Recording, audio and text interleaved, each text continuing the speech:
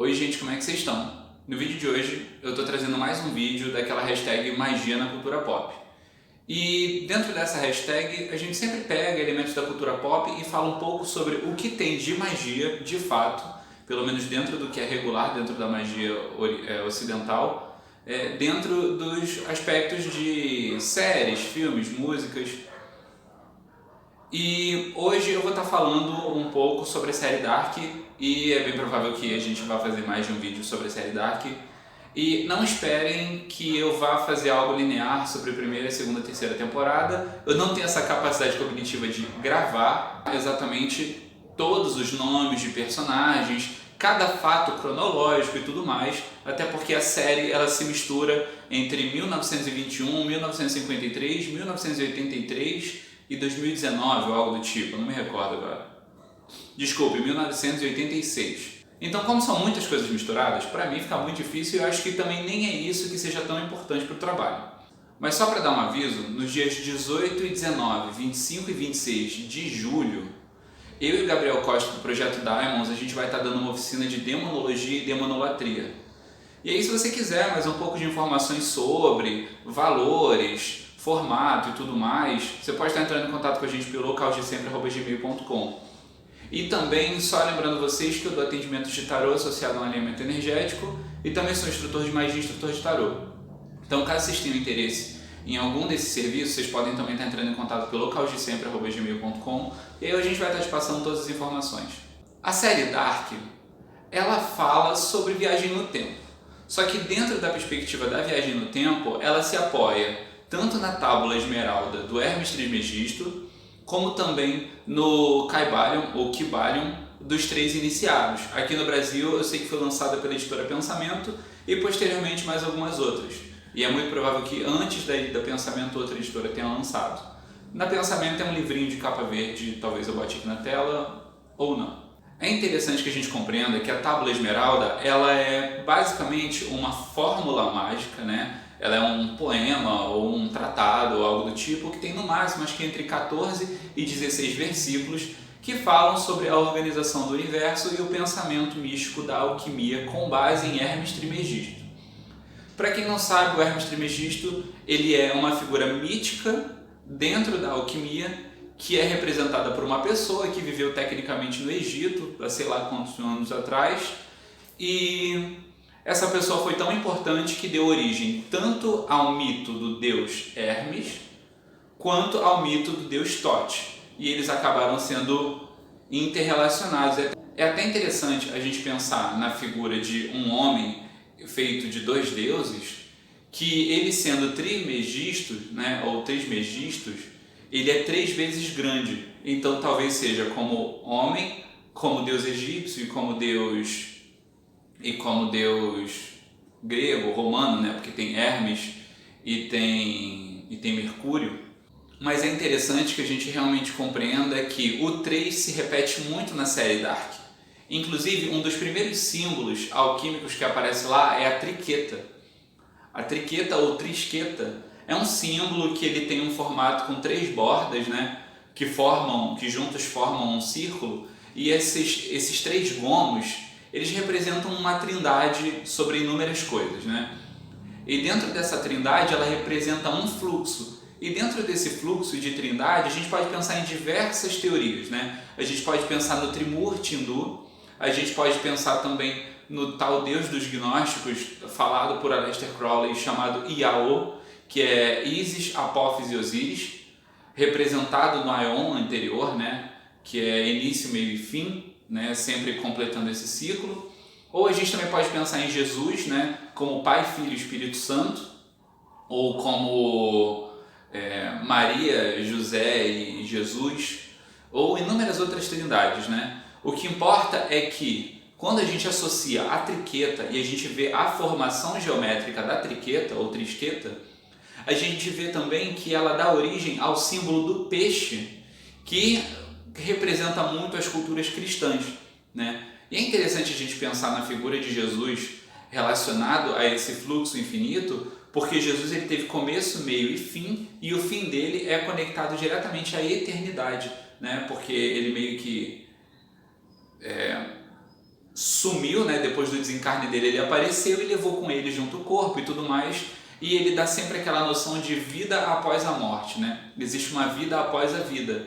E é interessante quando a gente pensa no peixe como símbolo para Jesus, inclusive associado a isso, porque se vocês olharem aqui no meu canal, eu fiz até um vídeo sobre o Aeon de Osíris, que fala sobre a carta da morte no tarô. Porque peixe está relacionado à letra Nun hebraica. E a letra Nun hebraica significa justamente peixe, que está associado à carta, né, o arcano maior da morte, que também está conectado justamente, por exemplo, à figura do peixe. Na carta do tarô de Tote, por exemplo, vocês podem ver que na parte do meio da carta tem um peixe ali. E aquele peixe fala justamente da vida abaixo da superfície, né? Da vida no submundo, né? Porque a nossa vida está aqui acima da água, abaixo da água tecnicamente é impossível que a gente viva, mas ainda assim existe o peixe vivo ali, que dá uma noção de vida após a vida. Ali a gente também encontra, por exemplo, a figura do próprio Ouroboros, né? Dentro da caverna, quando vocês veem ele entrando na caverna, né, o Jonas ou Jonas, vou chamar de Jonas, se contentem com isso. E quando o Jonas ele entra na caverna, ele vê primeiro um fio vermelho, né, que está conectado a uma peça, que se não me engano é Macbeth, não tenho certeza qual é, uma peça de Shakespeare. E aí ele encontra um fio vermelho que leva ele até o Ouroboros, né? É muito legal a gente ver, porque na peça, quando uma menina que faz par com ele está falando sobre a peça, ela fala sobre um laço que guia as pessoas e que conecta elas. E aí um mesmo barbante vermelho está conectado, leva ele de uma ponta da caverna até um ponto mais profundo da caverna, que leva ele até um portal onde a gente encontra essa triqueta, que é o símbolo da ordem Sigmundus, Sigmundus Est, eu não lembro qual é a porra do nome, mas já falo sobre isso. E aí esse Ouroboros, ele representa na verdade, né, o Ouroboros é o quê? É a serpente que morde a própria cauda. Não só a serpente, ela é um símbolo de sabedoria dentro da alquimia, dentro de diversas outras culturas, como a gente pode ver mesmo, né, na árvore do conhecimento havia uma serpente que leva aquela informação a Eva e tudo mais. A gente pode observar que não só o fio vermelho, né, que conecta as pessoas leva ele até esse Ouroboros, como a gente pode entender que a relação entre as pessoas é que leva ele até esse ciclo infinito. E aí dentro da série você percebe que justamente a relação das pessoas é que faz com que todos esses ciclos se tornem infinitos. E aí a gente observa ali dentro, né, o Ouroboros, e o Ouroboros ele é o símbolo do ciclo infinito. Ele é justamente o ciclo infinito. Ela se retroalimenta. E dentro desse processo de se retroalimentar, ela precisa sempre ter material dela mesma para alimentar ela mesma, assim como o próprio pelicano dentro da Rosa Cruz, né, ele cresce e dá o próprio material para alimentar as novas gerações, entendendo que ele alimenta outros pelicanos. Então, o Ouroboros é o símbolo que mostra que ele está próximo daquela porta e naquela porta ele encontra a triqueta. É interessante também que a gente pense no formato circular do Ouroboros, porque se você pegar todos os vértices curvos da triqueta e você juntar, você forma também uma esfera. E é interessante o símbolo da esfera dentro da geometria sagrada, porque, por exemplo, Eliphas Levi no Dogma e Ritual da Alta-Magia, ele fala sobre os 4 ângulos de 90 graus presentes no quadrado que representam a totalidade, né? Os 4 pontos do quadrado que representam a materialidade. O círculo ele representa, na verdade, a manifestação divina, né? A manifestação de algo especial, de fato, a manifestação com M maiúsculo, né? E aí é interessante que a gente reconecte todos esses símbolos, porque a alquimia ela dá base para todo o pensamento da magia ocidental. Por isso que é interessante a gente sempre resgatar alguns outros personagens do próprio trabalho mágico, né? E aí esse símbolo do círculo, ele representa tudo isso, né? Ele representa o círculo sem fim e também representa os 4 ângulos de 90 graus, que também dentro da Cabala, os 4 ângulos de 90 graus do quadrado representam Yod, He, Vav, He, que são justamente os 4 elementos representados no nome de Deus que deu origem ao Jeová. E é interessante que a gente também se apegue dentro da série ao próprio símbolo da Cabala mesmo, né? A Cabala é muito abordada ali dentro, ainda que indiretamente, pelos personagens e pelas associações dos nomes. É importante que a gente se lembre que tudo também acontece a partir das investigações dentro da caverna. E a caverna, ela nos dá um símbolo muito importante, que é o vitriol. Dentro da magia a gente tem a fórmula de vitriol. A fórmula de vitriol, ela fala sobre visita interior Aten, não sei o que fala mais ou menos algo sobre visita o interior da Terra, retifica os elementos que estão lá dentro e traz de lá, né, pedras preciosas, traz de lá aquilo que é melhor, né? Ou então, sei lá, é como se fosse um processo mesmo de vai até o fundo da Terra, retire os minerais, trabalhe eles para que eles se transformem em algo maleável e algo que esteja ao seu serviço. Então é muito algo também sobre entrar na caverna, é sobre entrar em si mesmo, sobre investigar a si mesmo. E é importante que a gente compreenda que a investigação pessoal faz parte de todo o processo ali da série Dark, porque a história de todos os personagens está completamente conectada em passado, presente e futuro. E não só isso, como a própria vida deles está conectada em todas as eras que eles visitam. Porque justamente o processo da vida infinita, que é dito dentro de Dark, é sobre um processo onde você caminha por diversas eras, né? E você existe em todas elas. Porque o Jonas ele existe em 1921, o Jonas existe em 1953, o Jonas existe em 1986, o Jonas existe em 2019 e ele existe em 2052. Então é muito importante que a gente tenha toda esse conhecimento, né, de como é o processo que ele fala sobre uma vida eterna. A vida eterna, na verdade, é sobre a sua capacidade de estar no começo, no meio e no fim de todas as coisas relacionadas à sua própria vida.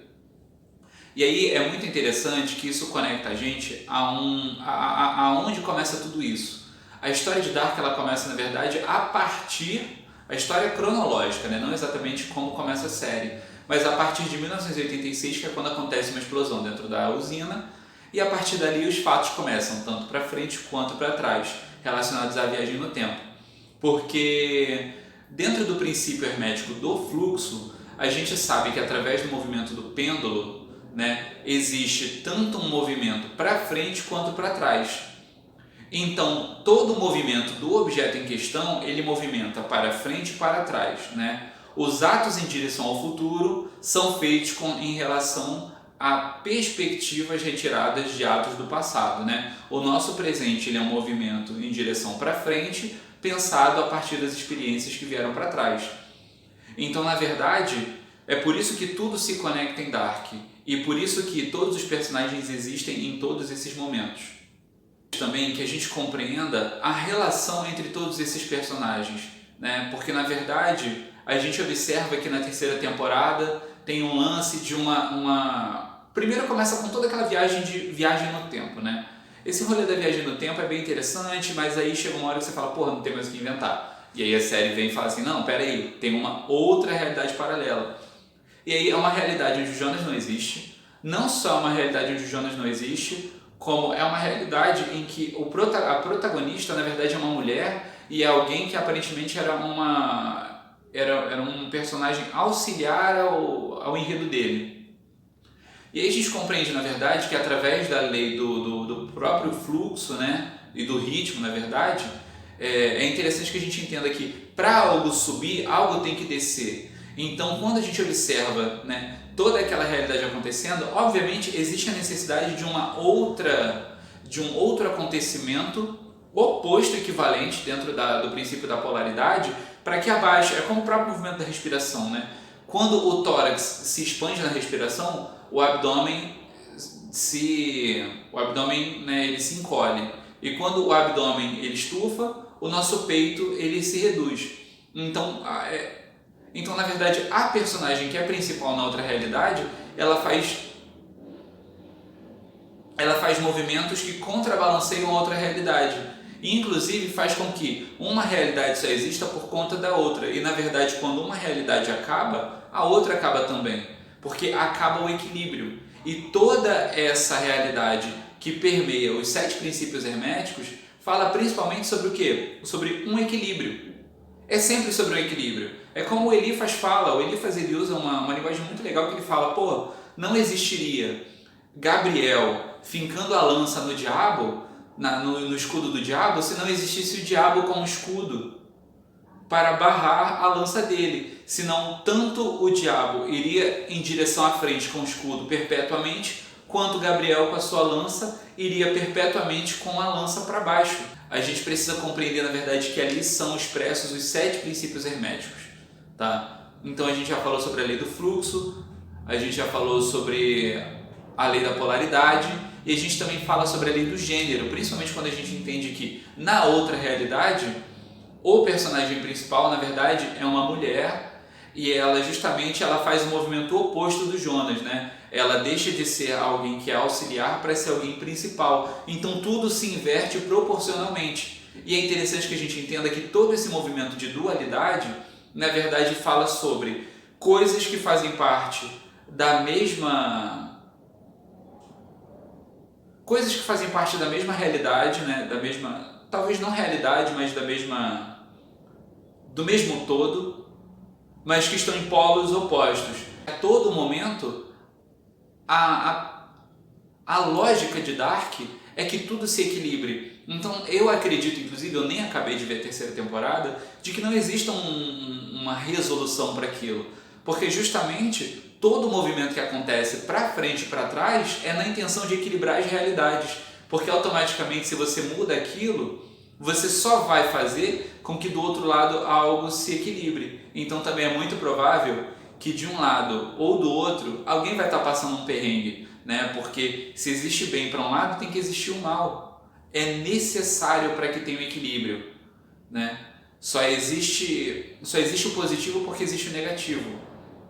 E é importante também que a gente lembre de uma coisa muito legal que é falada na série Dark, que a gente consegue ver lá no Dogma e Ritual da Automagia, porque o Eliphas no capítulo 3 da parte do Dogma, né, da primeira parte, ele fala algo sobre de nada seria do 2 se não fosse o 3. E na verdade é dito, inclusive, né, sobre a viagem do tempo, é que só existe a ponte, né, entre um mundo e o outro, porque existe a ponte. Então não é somente sobre observar passado e futuro, é sobre observar o presente, que conecta os dois, e não só isso, mas entender que a dualidade ela depende de algo no meio, né? Porque se não fosse um terceiro objeto, nem que seja observado como objeto o espaço entre o 1 e o 2, né? O 2, na verdade, ele seria o 1 se não tivesse algo que o separasse.